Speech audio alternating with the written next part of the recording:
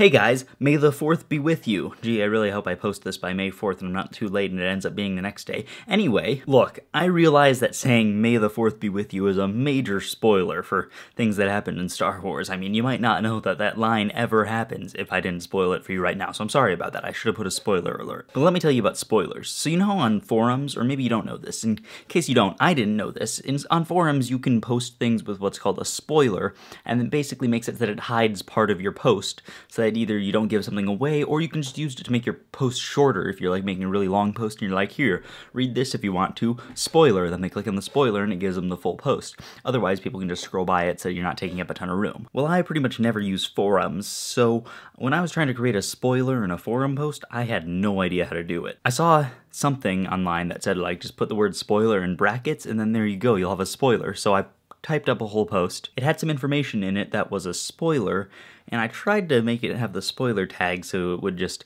not show in the regular post unless you clicked on it. It didn't work.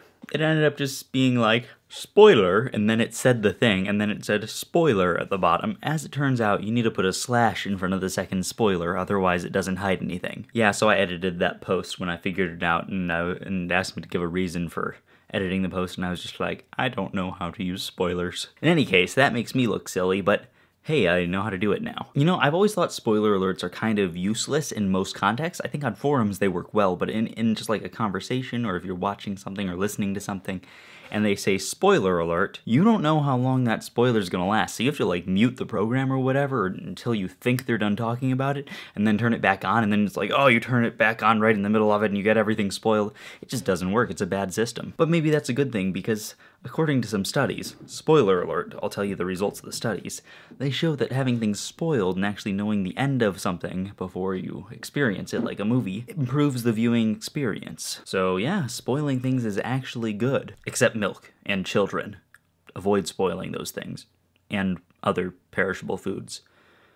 No, children are not perishable foods. That's not what I meant. I mean, like, if you think, let's not think about it. I just meant other than milk, but milk was an easy one to say.